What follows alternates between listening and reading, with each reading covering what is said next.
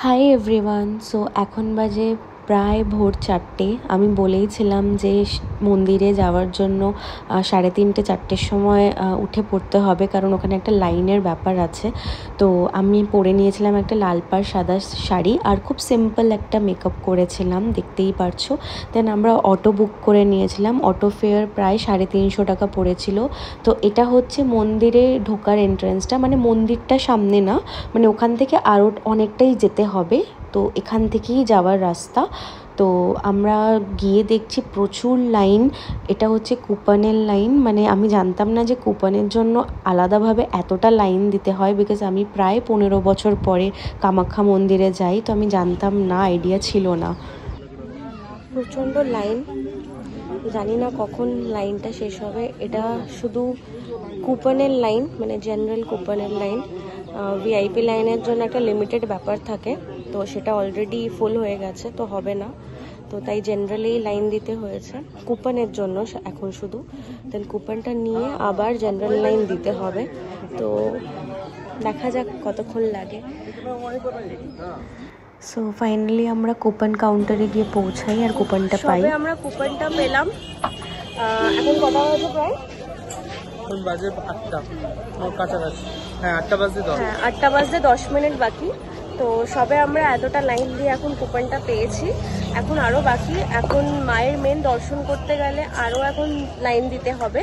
তো চলো তাহলে এই কুপন, মানে এখানে মানে একজনকে একটাই কুপন দেবে, মানে সেটা আপনাকেই আপনার ছবি সহ দিতে হবে, না হলে কুপন দেবে না। চলো তাহলে দেখি। তো এবার আমরা মন্দির দর্শন করার জন্য ভেতরে ঢুকেছি, বাট এখনো পর্যন্ত দর্শন করতে পারিনি, কারণ এখানে একটা সিস্টেম আছে। সেটা হচ্ছে মানে যে কুপনটা কাটা হয়েছে সেই কুপনের মধ্যে তারা স্ট্যাম্প দিয়ে নাম্বারিং করে দেয়। তো আমাদের নাম্বারটা হলো 3 নম্বর। এর আগে আরও 1 নম্বর আছে, 2 নম্বর আছে, আমরা 3 নম্বর। তো এবার এইভাবেই মানে স্লটগুলো আগে এগোবে, সেইভাবেই তারা লাইনটাকে সেই অনুযায়ী ছাড়বে। তো আমাদের কুপনে একটা টাইমিংও দিয়ে দিয়েছে যে কোন টাইমে আমাদের হতে পারে। সেটা ছিল 3:42, তাই তো? তো 3:42 নাগাদ আমাদের কুপনের টাইমিং আছে যে আমরা ওই টাইমেই দর্শন করতে পারবো। তো এখনও আমরা লাইনেই আছি প্রায়। তো দেখা যাক, বাস মায়ের দর্শন করে নিতে পারি, সেটাই হলো অনেক। আর দেখতেই পাচ্ছ পুরো ভিজে স্নান, কারণ প্রচণ্ড জোরে বৃষ্টি পড়ছে গুয়াহাটিতে, প্রচণ্ড বৃষ্টি পড়ছে। তো মানে দাঁড়ানো যাচ্ছে না, এত বৃষ্টি পড়ছে। বাট স্টিল আমরা মানে মায়ের দর্শন করার জন্য অপেক্ষা করছি যে কখন সেটা পাবো আর কি, সেই মানে ওয়েট করতে পারছি না। তো চলো দেখতেই থাকো কি হয়, দেখা যাক। সো দেখো কতটা পরিমাণের লাইন। তো এরকম একটা সিস্টেম আছে যে 1 2 3 করে কাউন্টার, তো আমরা 3 নম্বরে ছিলাম। এখন প্রায় 11টা 2, মানে 11টা বাজে। তো স্টিল এখন আমরা বসা, মানে লাইনেই আছি, কারণ সিস্টেমটা এমনই যে 1 নম্বর 2 নম্বর 3 নম্বর করে মানে কুপনে স্ট্যাম্প দিয়েছে। তো আমরা 3 নম্বরে ছিলাম, তো 3 নম্বর থেকে 2 হয়েছে, এখন 1-এ আছি। তো এখনো পর্যন্ত আমাদের লাইনে যাওয়ার সময় হয়নি এখনো, মানে এখন সবে 2 নম্বরকে এখন লাইনে সবে এগোতে বললো। তো ওই নম্বরটা কমপ্লিট হবে, দেন গিয়ে আবার আমাদের হবে, মানে আমরা তারপরে গিয়ে আবার লাইন দেব, তারপরে দর্শন করব। তো এখনো পর্যন্ত দর্শন হয়নি, তো দেখা যাক কতটা কি হয়। তো আমরা সবে মানে সুযোগ পেলাম ফাইনালি লাইনের নাম নিয়ে, দেখা যাক কতক্ষণে এগোই। তো চলো দেখাচ্ছি কি কি হচ্ছে। আর ফাইনালি আমরা মেন লাইনে আসার সুযোগটা পাই। তো দেখো কতটা পরিমাণের লাইন ছিল। আর এইটা হচ্ছে সেই কুণ্ড যেখানে মন্দির দর্শন করার পরে সবাই সেখানে একবার করে আসছিল, আর আমরাও সেখানে গেছিলাম। ভীষণ সুন্দর ছিল জায়গাটা। ফাইনালি ফাইনালি ফাইনালি আমাদের মায়ের দর্শন কমপ্লিট হলো। কি বলবো, সত্যি মানে এত কষ্ট করার পরে যখন মায়ের দেখা পেলাম, এই কষ্টগুলো আর মনে হলো না যে কোনো কষ্ট করে এসেছি বলে, মানে পুরোটাই সার্থক। খুব খুব মনের শান্তিতে মানে দর্শন করতে পেরেছি। খুবই ভালো, মানে সিস্টেমগুলো ভীষণ ভালো। ইভেন কোনো প্রবলেম হয়নি যে লাইন দিচ্ছি, খুব কষ্ট হচ্ছে, বসার জায়গা থেকে নিয়ে সব ছিল। তো খুবই ভালো লাগলো, খুব সুন্দরভাবে দর্শন করেছি। আর এটাই বলবো যে ভীষণ ভালো লাগলো, মানে একটা আলাদাই শান্তি পেলাম।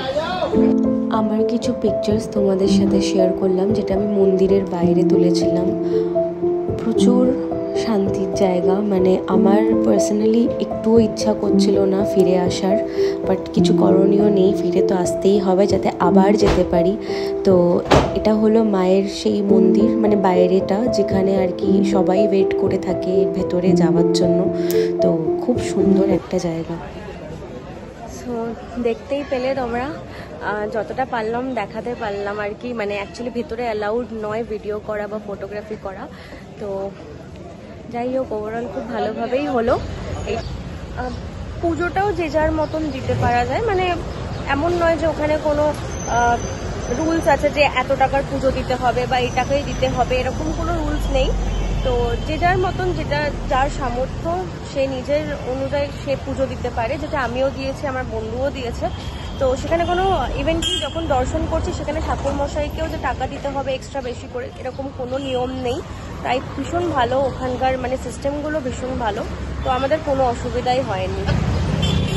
তো বল, তোর কেমন লাগলো দর্শন করে মায়ের? ভালো লেগেছে, প্রথমবার এসেছি, অনেকক্ষণ লাইন দিয়েছি, লাইন দেওয়ার পরে যে এত ভালো দর্শন করতে পেরেছি। এন্ড ইভেন এত সুন্দর সিস্টেম না, বলে বোঝাতে পারবো না। লাইন দিয়েছি বলে জায়গা আছে, মানে প্রায় 11 ঘন্টা না, 11 ঘন্টা, মানে মনে হয়নি যে আমরা 11 ঘন্টা লাইন দিয়েছি। মানে যেখান থেকে লাইন শুরু হচ্ছে সেখান থেকে বসার মানে চেয়ার থেকে নিয়ে আপ টু মায়ের দর্শন যেখানে মানে শেষ হচ্ছে, এবার মানে মায়ের কাছে যাওয়া, সেখান অবধি মানে সবার জন্য, ছোট বড় সবার জন্যই চেয়ার পাতা, যাতে কোনো কষ্ট না হয়। আমরা তো কোনো রকমের কোনো কষ্ট ফিল করিনি, মানে খুব ভালোভাবে মায়ের দর্শন করেছি। এটাই বলবো, মানে সত্যি মন শান্তি হয়ে গেছে, তাই তো সৌম্যদীপ? ভালো লেগেছে? সত্যি ভীষণ ভালো লেগেছে আমাদের। আমরা যখন মন্দিরে দর্শন করতে ঢুকছি তখন প্রায় 4:30 বাজে, মানে 4:30 ঠিক নয়, ওই 4:10-15। তো যাই হোক, খুব ভালোভাবেই দর্শনটা হয়ে গেছে। তো যতটা পারলাম আর কি চেষ্টা করলাম তোমাদের সাথে শেয়ার করার। জানি না তোমাদের কতটা ভালো লাগবে। তা সো এই ফাইনালি সব কমপ্লিট করে এবার বাড়ি ফিরছি। আর এটাই বলবো যে আমাকে সাপোর্ট করো, আমার চ্যানেলটা সাবস্ক্রাইব করো, লাইক করো আর শেয়ার করো। আর ভালো লাগলে অবশ্যই আমার ভিডিওগুলোকে সাপোর্ট করো। সো দেখা হচ্ছে পরের ভিডিওতে। খুব ভালো থেকো।